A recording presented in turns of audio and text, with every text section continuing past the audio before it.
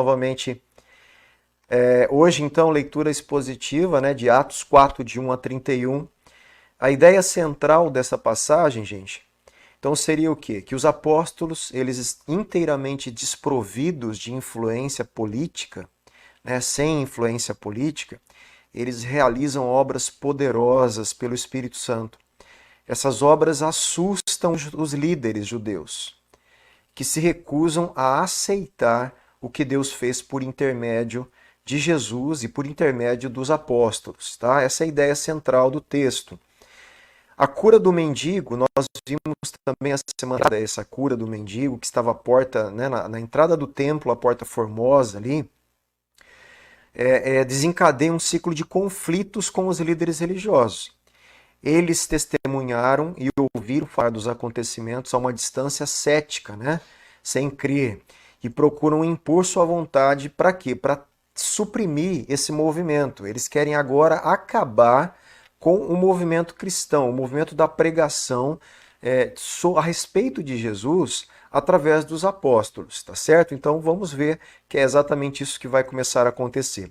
Lembra que eles estão no templo, aquele aleijado, aquele coxo que foi curado por Pedro e João estava junto, uma multidão se juntou ali num dos pórticos do templo, e agora, enquanto Pedro e João ainda falavam ao povo, chegaram os sacerdotes, o capitão do templo e os saduceus. Para quem quer uma explicação melhor de quem são estes, você precisa assistir o vídeo anterior. Então você pode ir lá no meu canal do YouTube e assistir esse vídeo, porque lá eu explico um pouquinho sobre os sacerdotes, um pouquinho sobre quem é esse capitão do templo e quem são os saduceus. Em resumo, são líderes religiosos importantes, tá certo? E eles ficaram ressentidos, né? Ou perturbados, dependendo da tradução. Por quê? Porque os apóstolos estavam ensinando o povo e anunciando em Jesus a ressurreição dentre os mortos.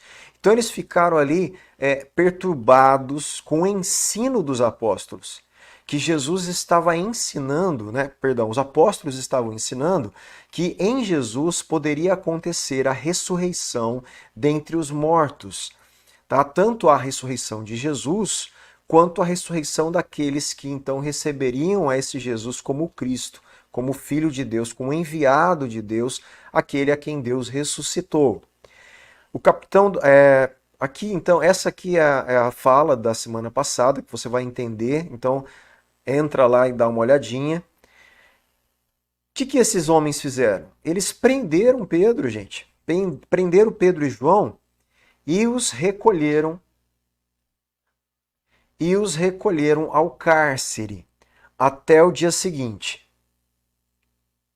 Então eles prenderam Pedro, levaram para a prisão até no dia seguinte, porque já era tarde. Porém, muitos dos que ouviram a palavra creram, subindo o número desses homens a quase 5.000. Então o que aconteceu aqui? Que durante essa pregação de Pedro, depois da cura do aleijado, os líderes prenderam Pedro e João por causa da pregação. Eu quero que você entenda isso. Eles foram presos por esses líderes religiosos, por essa guarda do templo, aí você vai ver por esse capitão do templo, que tinha uma guarda do templo à disposição deles, e eles prenderam esses homens simplesmente porque eles estavam pregando em Jesus a ressurreição dentre os mortos. Mas a Bíblia também diz que muitos, que ouviram a pregação de Pedro, eles creram, se arrependeram com certeza e foram batizados e acabaram aqui se juntando então a essa comunidade de fé, essa comunidade, esse povo, esse grupo de pessoas que na primeira pregação de Pedro foram 3.000 que se converteram, agora uma soma de 5.000 homens. No dia seguinte, as autoridades, os anciãos e os escribas se reúnem com o sumo sacerdote. O que acontece? Esses homens aqui esses líderes religiosos, eles vão levar agora Pedro e João para o Sinédrio em Jerusalém. O Sinédrio, como eu tenho dito algumas vezes, é como que se fosse um Supremo Tribunal Federal que julga questões religiosas, políticas, civis dos judeus. É composto somente por judeus, religiosos judeus, né? Homens importantes ali, autoridades, anciãos, escribas, saduceus, que eles compunham então esse grupo, esse conselho chamado Sinédrio. Esses homens então prenderam Pedro e João e levam agora Pedro e João para serem questionados, julgados, ali a gente vai ver. Então, no dia seguinte, as autoridades, os anciãos e os escribas se reuniram em Jerusalém. Tá? Então vamos lá. Lucas retrata aqui, gente, o cristianismo como um movimento popular, né? Um movimento que está alcançando o povo, alcançando as pessoas, né?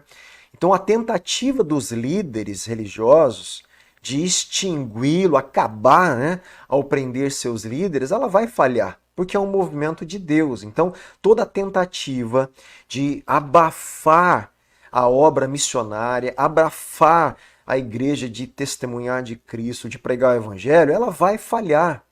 Isso que a gente tem que entender. E falha aqui também, como nós vamos ler. Pois muitos continuam a se converter, independente da oposição ali dos líderes e muitas vezes dos governos, né? Independente de qualquer tipo de oposição, o evangelho sempre vai ser proclamado e sempre vai ter pessoas que vão se converter ao evangelho e então crer na pessoa e na obra de Jesus, do Cristo, do Senhor, do Salvador. Tá? Então, no dia seguinte, as autoridades, os anciãos e os escribas se reuniram em Jerusalém, com o sumo sacerdote Anás, com Caifás, João, Alexandre e todos os que eram da linhagem do sumo sacerdote. Vamos a uma observação interessante aqui. Quem era Anás, né? Anás foi sumo sacerdote de 6 a 14 de Cristo. Tá? Apesar de ter sido deposto pelos romanos, ao que parece ele mantém o título, né? Então ele ainda é considerado, respeitado como um sumo sacerdote e exerce influência como cabeça de uma poderosa dinastia sacerdotal. O sumo sacerdote oficial aqui, no caso, é Caifás, que é genro de Anás. 5 dos filhos de Anás foram sumo sacerdotes. O que eu quero destacar, gente, essas mesmas pessoas que aqui vão prender e tentar calar Pedro e João, o sumo sacerdote Anás e Caifás, o Sinédrio, talvez, eu não sei te falar, mas a maioria das pessoas ainda que faziam parte do Sinédrio, eram exatamente as pessoas que julgaram Jesus.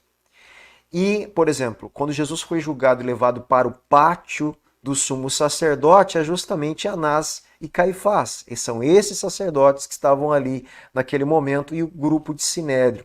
Então, essas pessoas agora que estão prendendo Pedro e João e estão julgando e levando eles para o Sinédrio são os mesmos que prenderam injustamente Jesus e levaram Jesus para o Império Romano para ser crucificado. Isso é importante porque eles estão fazendo a mesma coisa que fizeram com Jesus, eles estão fazendo agora com aqueles que anunciam a respeito de Jesus e quem Jesus é, sobre a ressurreição de Jesus, e é isso que eles vão fazer.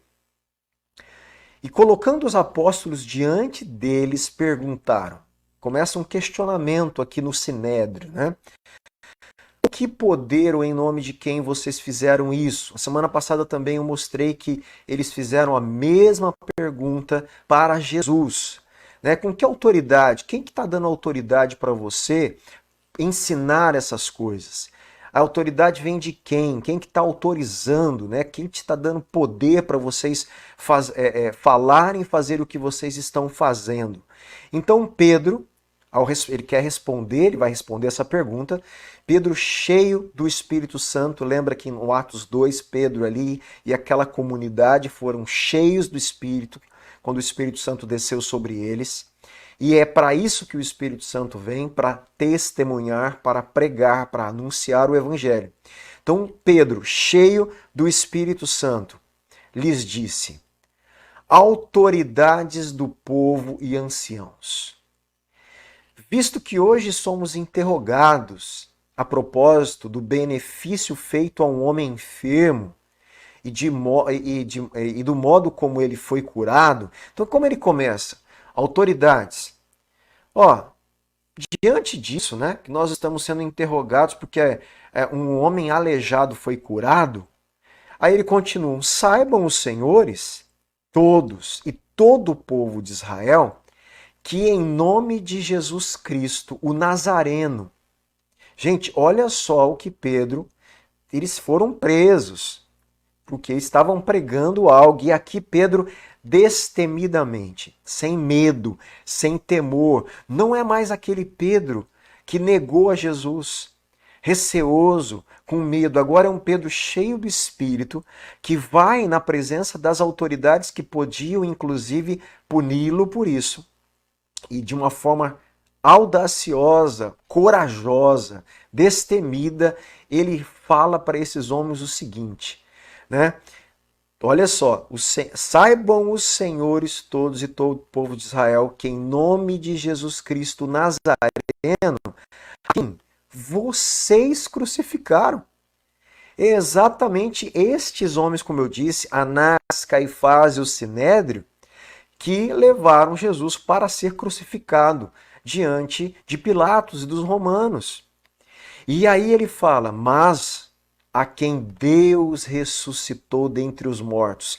Então Pedro fala, vocês mataram ao Cristo, mas Deus ressuscitou ele dos mortos. Sim, é no nome dele, né? É em seu nome é que este está curado na presença de vocês. O que Pedro está fazendo? Respondendo a pergunta deles. Com que autoridade, com que poder ou em nome de quem vocês fazem isso?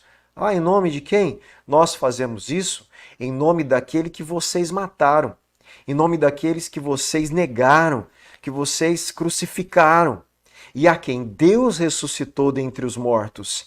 É em nome dele que este homem, aleijado, coxo de nascença, foi curado diante de todos vocês.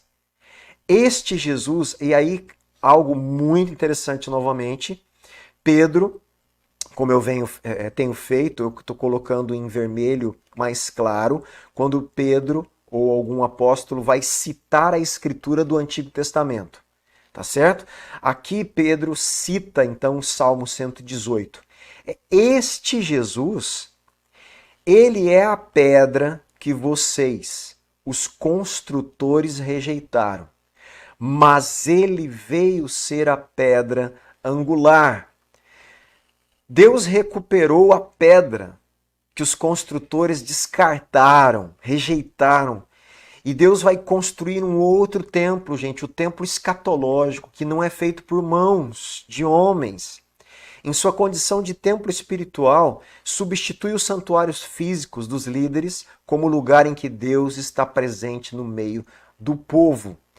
Aqui é interessante, né, que ele está justamente fazendo uma citação, ó, Salmo 118, 22. Está escrito assim, o salmista ora e ele fala, a pedra que os construtores rejeitaram, esse veio a ser a pedra angular.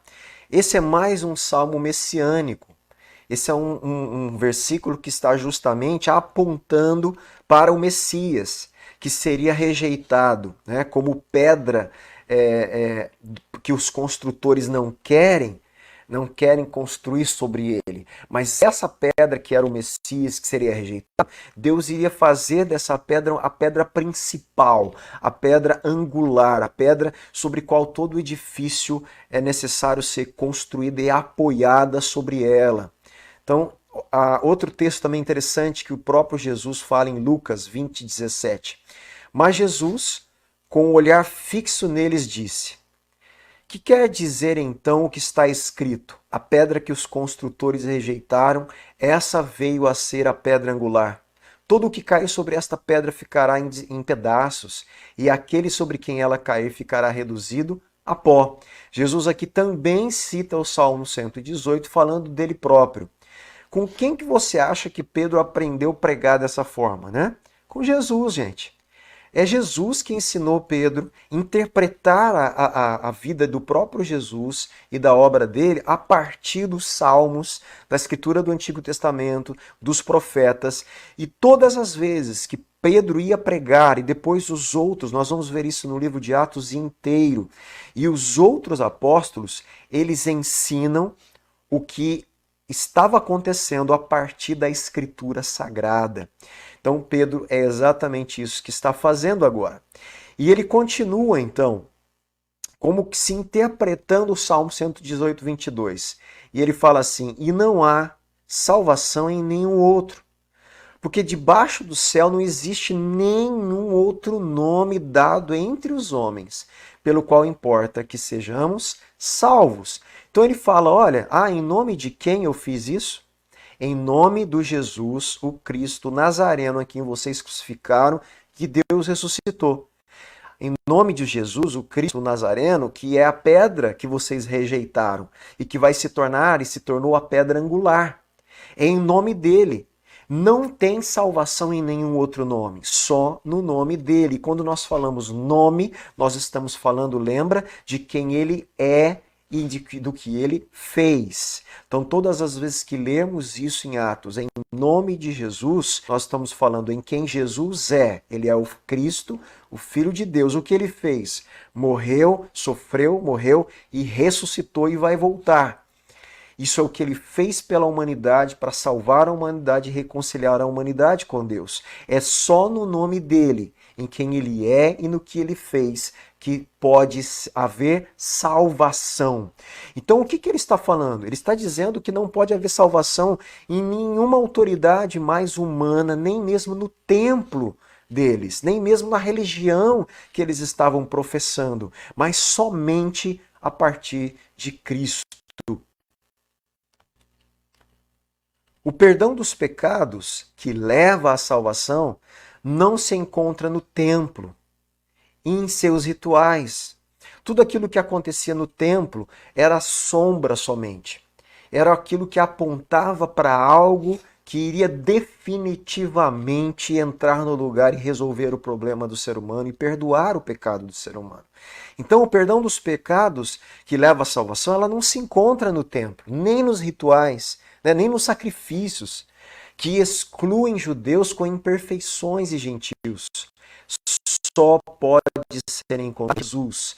Jesus inclui no templo santo e sagrado, que ele é a pedra angular, que é um templo espiritual, agora aleijados, coxos, pessoas com deficiência, qualquer tipo de deficiência, povos que eram considerados imundos, os gentios.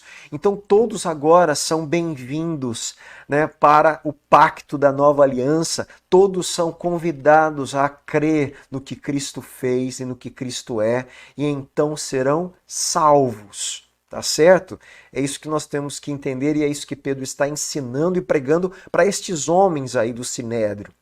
Ao verem a ousadia de Pedro e João, sabendo que eles eram homens iletrados, incultos, ficaram admirados, Esses líderes religiosos, o sumo sacerdote, Anás, Caifás e os anciãos do Sinédrio, os escribas, eles ficaram admirados pela sabedoria de Pedro e João, E reconheceram que eles haviam estado com Cristo.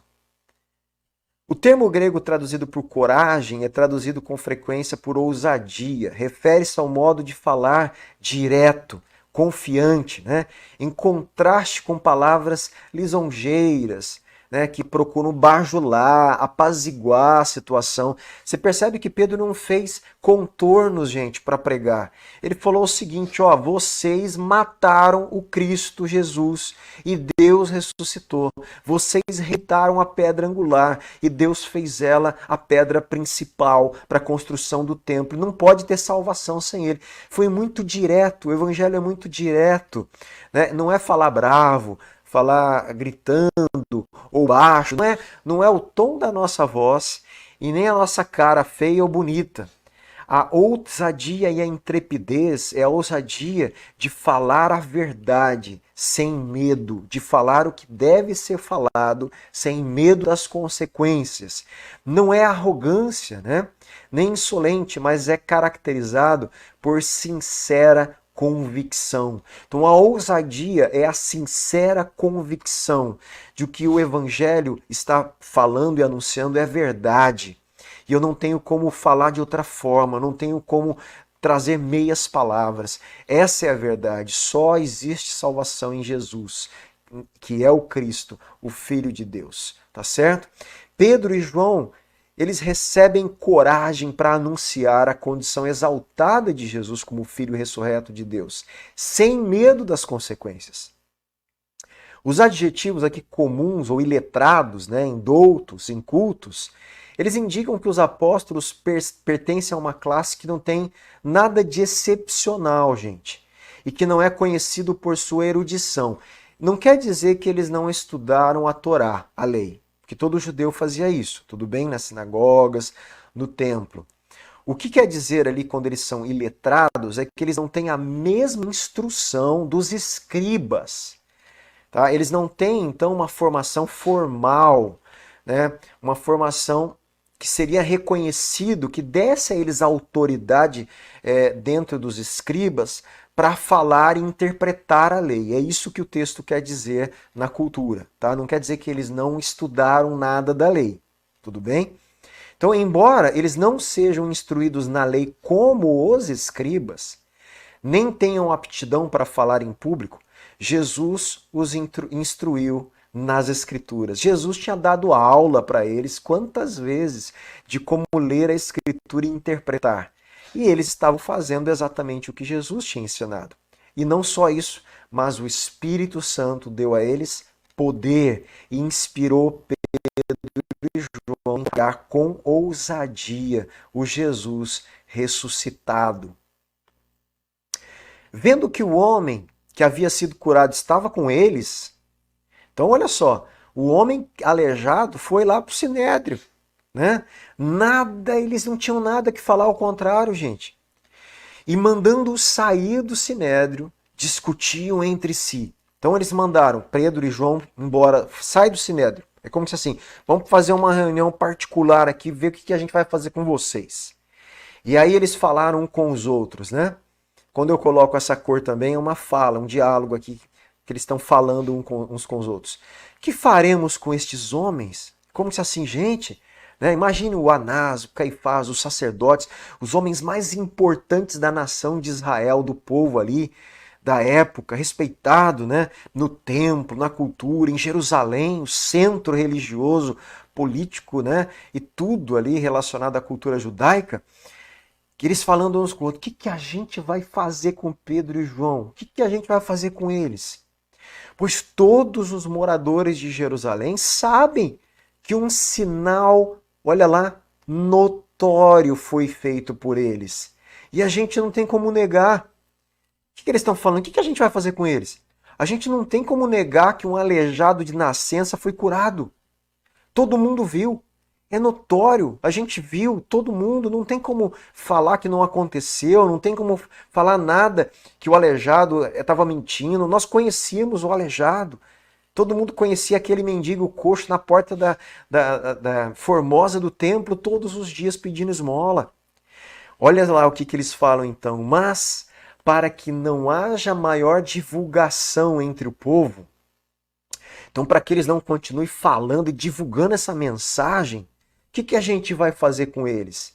Gente, em vez desses homens se arrependerem do que eles tinham feito com Jesus, crucificado Jesus, né? Matado e Deus ressuscitado, e crer na mensagem do Cristo ressurreto, mais uma vez, eles são teimosos, obstinados, endurecidos, incrédulos. E o que eles vão fazer? Eles querem de novo. Se pudesse aqui, eles prendiam, acabavam com Pedro e João. E eles falaram o seguinte, vamos fazer o seguinte, vamos ameaçá-los. Vamos ameaçar eles, para não falarem mais nesse nome a quem quer que seja. Pronto, vamos ameaçar Pedro e João, e aí eles vão parar de ficar falando, né, nesse nome de Jesus para quem quer que seja. mas erraram profundamente, redondamente errados, né? Chamando-os, então, chama eles de volta, como se assim, fizemos a nossa reuniãozinha particular, vamos chamar eles de volta. Chama Pedro e João de volta. Ó, o negócio é o seguinte, a gente resolveu aqui foi isso. Chamando-os, ordenaram-lhes que de modo nenhum falassem nem ensinassem no nome de Jesus. Essa foi a decisão do Supremo Tribunal Federal de Jerusalém, de Israel, gente. Os líderes estão de tal modo endurecidos que resistem a todos os sinais de Deus e permanecem então condenados. Eles não se perguntam, né? Eles podiam perguntar isso aqui, né? Quando na pregação de Pedro no capítulo 2, alguns perguntaram: o que a gente faz? O que faremos, pois somos culpados da morte de Jesus? E Deus o vindicou ao ressuscitá-lo dos mortos. Antes, em outras palavras, eles perguntaram o quê? Como podemos nos livrar desses sujeitos aí, né? Pretensiosos que estão nos causando tantos problemas. Gente, em vez de se arrepender, ao invés de perguntar o que a gente faz, eles falaram, não, o que a gente vai fazer com eles? Eles, portanto, a ameaças e ordenam silêncio. Né? Os apóstolos não devem, segundo eles, mais pregar sobre Jesus. Vamos ver se eles obedecem, então? Será que Pedro e João, porque são ameaçados, né, eles vão acolher isso? Será? Vamos lá. Mas Pedro e João responderam: senhores, né, autoridades, por favor, é como se assim não é possível, julguem vocês mesmos, né? Se é justo, se é certo, se é correto diante de Deus ouvirmos antes os senhores do que a Deus. O que eles estão perguntando? Vê se é justo, se é correto a gente ouvir vocês e não ouvir a Deus. Né? O que é certo? Nós ouvimos a Deus e não ouvirmos vocês. O que está é conflitante. Deus está mandando a gente pregar, vocês estão mandando a gente não falar. Quem que a gente obedece? E eles falam, né? Pois nós não podemos deixar de falar das coisas que vimos e ouvimos. Meu irmão, esses homens não vão parar de falar de Jesus, sobre a ameaça de morte, de prisão, de nada eles vão parar de pregar a respeito de Jesus. E isso é um exemplo para toda a igreja. Isso é um exemplo para nós, né? O que te impede, né? O que me impede, o que nos impede de pregar o evangelho? Alguém está te ameaçando hoje de morte para você não falar de Cristo, de Jesus, do evangelho? Gente, as nossas dificuldades eu acredito que são bem menores do que a deles. Aqui no caso, né, a não ser os nossos irmãos hoje da igreja perseguida, que estão em lugares de perseguição terrível ainda. Mas nós, brasileiros aqui, o que nos impede de pregar o evangelho? Nós mesmos, né? As nossas limitações, nossa falta de estudo, a nossa falta de conhecimento da Escritura, a nossa vergonha. Né? Nós temos que vencer, porque eles venceram a morte, eles venceram as ameaças de prisão, eles venceram tudo para continuar obedecendo a missão que Jesus tinha dado a eles e a missão que nós temos como igreja, que é pregar o evangelho a toda criatura. Depois de falar para eles, né, que não era mais para falar, os líderes religiosos ameaçando-os, mais ainda, os soltaram, não tendo achado como os castigar, por causa do povo, porque todos glorificavam a Deus pelo que tinha acontecido. Então eles não conseguiram, né, castigar ali Pedro e João com o temor da multidão, do povo, porque o povo estava maravilhado e estava glorificando a Deus pela cura do aleijado, pelo que tinha acontecido e pela mensagem. Ora, o homem em quem tinha sido operado esse milagre de cura tinha mais de 40 anos de idade. Né? Vamos voltar um pouquinho aqui. Pedro e João os confrontaram ao supostamente lhes pedir sua opinião. Né? Quem deve ser obedecido? Né? Deus ou seres humanos? Os apóstolos perguntam a si mesmo. Custe o que custar, eles só podem obedecer à voz do Senhor. Sabem que o Tribunal Superior de Israel, né, o Sinédrio, eles sabem que aqueles homens, aqueles religiosos, aqueles líderes, eles serão do céu, né, e são compelidos a proclamar o Evangelho. Nenhuma autoridade terrena pode calar essa proclamação.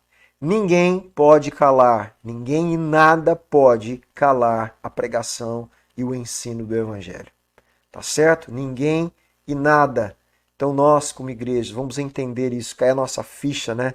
E assumir essa proclamação, esse ensino do Evangelho. Por isso, aqui nas quintas-feiras eu convido você, vamos conhecer o Evangelho, vamos conhecer a Escritura, para que você, de forma fácil, na oportunidade que Deus colocar para você, você anuncie a Jesus como Cristo, Filho de Deus, sua morte, sua ressurreição, sua segunda vinda, aquele que virá e para estabelecer um reino eterno, que perdoa o pecado daquele que crê e que reconecta, né, reconcilia a humanidade e todo aquele que crê na sua obra e quem ele é com o próprio Deus, Criador do céu e da terra. Uma vez soltos, Pedro e João procuraram os irmãos, né? Foram para trás da igreja. E eles contaram tudo os que os principais sacerdotes e os anciãos lhes tinham falado. Tá certo?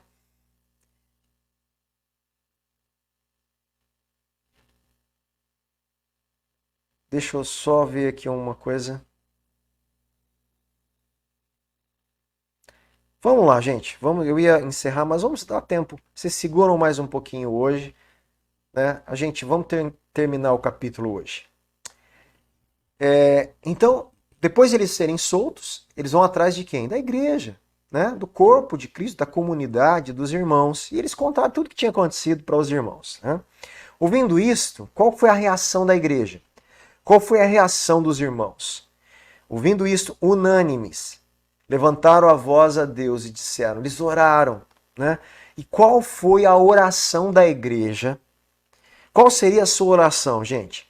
Qual seria a nossa oração? Como a gente ia orar se Pedro e João chegassem para a gente e falassem assim, olha, eu fui ali no templo pregar e curamos um aleijado em nome de Jesus o Cristo. E aí as autoridades da cidade pegaram a gente, nos prenderam, ameaçaram a gente, mandaram a gente não pregar mais, né, com ameaças ali. A gente falou para eles que a gente vai continuar pregando, mas eles ameaçaram mais ainda quando a gente falou isso. E soltaram a gente está aqui com vocês. O que vocês iam fazer? E eles oraram. Oraram o quê? O que vocês iriam orar, né? Deus, nos livra das ameaças, das prisões, né? Não sei, a gente ia orar alguma coisa. O que a igreja orou aqui? Olha só a oração, que belíssimo, né? Tu, soberano Senhor. Meu Deus, aqui daria uma pregação, né? Nós estamos expondo o texto, eu não tenho como pregar aqui em cima disso. Mas eles reconhecem a soberania do soberano, do Senhor, que é o soberano deles, o Kyrios. Tu, soberano Senhor. Quer dizer, tudo que acontece, nada foge do seu controle. Esse primeiro reconhecimento. Segundo, o Senhor fez o céu, a terra. O Senhor fez o mar e tudo o que neles há. Reconhece que esse soberano e Senhor é o Criador de tudo e de todos, que nada existe sem Ele. E eles falam aqui, citam uma palavra do Antigo Testamento. Olha como eles conheciam a Escritura, eles citam aqui a Escritura sagrada aqui, né? Eles vão citar o Salmo 2 aqui. Disseste, por meio do Espírito Santo, por boca de Davi, nosso pai, teu servo. Lembra aqui vermelho claro é uma citação do Antigo Testamento. E aqui eles citam o Salmo 2.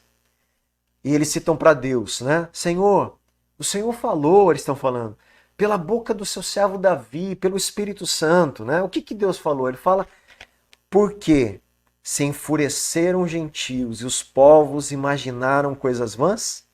Os reis da terra se levantaram, né? Aqui é uma referência às autoridades, aos governantes, aos líderes ali que estão Pedro e João. Os reis da terra, eles se levantaram e as autoridades se juntaram contra o Senhor e contra o seu ungido, contra o seu Messias, contra o seu Cristo. A palavra grega aqui no original é Christos, Cristo, contra o seu Cristo, o seu ungido, o seu Messias. Então, os reis da terra, eles se levantam contra o Senhor e contra o Cristo.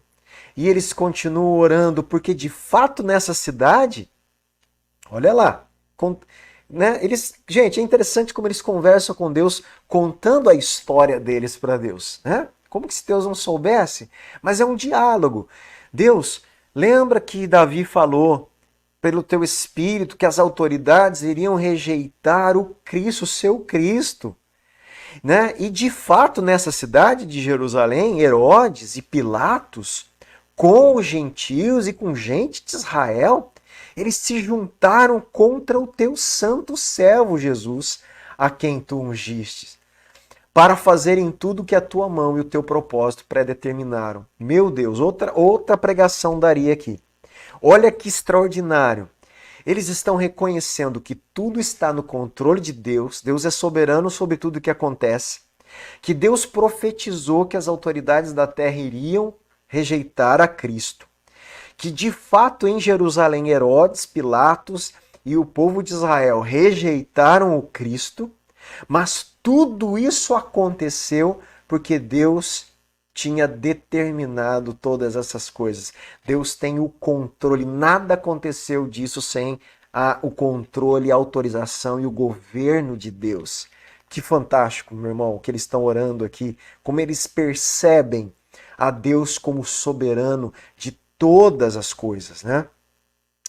A igreja não se queixa do que tinha acontecido para Deus, né, a respeito do que aconteceu com Pedro e João. Em vez disso, em primeiro lugar, como a gente já falou, eles recorrem às Escrituras para reconhecer a autoridade soberana de Deus. O Criador dos céus e da terra ainda está no controle, mesmo quando os inimigos se enfurecem contra o povo de Deus, como fizeram contra o Filho de Deus. Olha a consciência da igreja. Agora, olha lá, agora, Senhor, olha para as ameaças deles. Presta atenção no que eles vão orar. Deus, agora, olha para as ameaças deles e concede aos teus servos que anunciem a tua palavra com toda a ousadia. Meu Deus do céu, o que eles estão orando? Né? Enquanto estendes a tua mão para fazer curas, sinais, prodígios por meio do nome do teu santo servo Jesus. O que eles estão falando? Olha, Deus, para as ameaças deles. Né? Quer dizer, considera as ameaças, mas não necessariamente essas ameaças, e Deus vai livrá-los das ameaças, como a gente sabe que muitas vezes não vai. Muitos vão ser mortos, muitos vão ser presos. E o que eles pedem a Deus é o quê? Concede, né, ousadia para a gente continuar pregando a palavra, para a gente continuar anunciando o evangelho. Independente das ameaças, concede a nós ousadia, intrepidez, destemor, né? Força, poder para a gente continuar pregando o evangelho. Meu irmão, esses homens não iam parar nunca. Nada iria parar esses homens de anunciar o evangelho, de anunciar a pessoa e a obra de Jesus. Tendo eles orado, tremeu, olha, Deus chacoalha o lugar ali, demonstrando, eu estou aqui ouvindo isso, né? E eu vou estar com vocês. Tremeu o lugar onde estavam reunidos. Todos ficaram cheios do Espírito Santo e com ousadia, anunciavam a palavra de Deus, eles não iam parar. Depois disso, o que eles foram fazer? Cheios do Espírito de novo, anunciar a palavra de Deus. Você quer ser cheio do Espírito Santo? Para quê, meu irmão? Arrepio? Para sentir friozinho na coluna? Meu irmão, não é isso. Se você quer ser cheio do Espírito Santo, eu quero, é para nos dar poder para anunciar o Evangelho. É para isso que o Espírito Santo quer dar poder para a igreja. Em segundo lugar, a igreja reage à ferrenha oposição com ardente oração. Os cristãos não pedem vingança, né? Deus, queremos justiça, né? Mata as autoridades, né? Umas orações assim de hoje, né? Livra-nos, que o Senhor faça, condene aqueles homens que estão ameaçando. Meu amor, eles não pedem nada disso, eles não pedem vingança, eles pedem ousadia. Olha que interessante, nem segurança eles pediram para Deus. Eles pediram ousadia para continuar pregando. Porque para eles não importa se as ameaças iam se concretizar ou não. O que eles querem fazer é pregar o Evangelho. E eles precisam de poder e força de Deus para isso. Suas orações resultam em uma experiência semelhante à do Pentecostes. Há forte tremor no lugar em que estão reunidos e todos ficam cheios do Espírito Santo. Suas orações são atendidas. Quando? À medida que eles continuam a pregar com. E aqui, para a gente concluir as considerações últimas do texto, lembrando então, o nome de Jesus é tão poderoso quanto o nome de Deus, e esse poder não pode ser detido por seres humanos. O histórico educacional daqueles que dão testemunho do que Deus fez e está fazendo no mundo não tem influência sobre a eficácia de seu testemunho. O que é isso? Não importa se você estudou numa escola formal ou não, se você tem alguma graduação ou não, se você fez um seminário teológico formal ou não, não importa. O que importa é você conhecer a Escritura, conhecer a Jesus, conhecer o Evangelho e com ousadia, cheio do Espírito, pregar o Evangelho. Cabe inteiramente ao poder do Espírito Santo convencer outros de sua verdade e produzir uma resposta afirmativa. Quando você prega o Evangelho, o convencimento não é você que vai fazer, é o Espírito Santo que está sobre nós, nos dando autoridade para pregar o Evangelho. Como Pedro e João, igreja de Jesus, né? De Jesus Cristo na terra, vamos destemidamente pregar o Evangelho, destemidamente proclamar que Jesus é o Cristo, Filho de Deus, que ele sofreu, morreu, ressuscitou e vai voltar, vai julgar todos, né, grandes e pequenos, e vai estabelecer um reino eterno. Creia nisso, creia no Evangelho, creia que Jesus, na sua morte, morreu no seu lugar, ressuscitou e ressuscita você com ele para uma nova vida. Creia no Cristo, ande com o Cristo e obedeça ao mandamento dele de pregar o Evangelho a toda criatura. Deus os abençoe em nome de Jesus.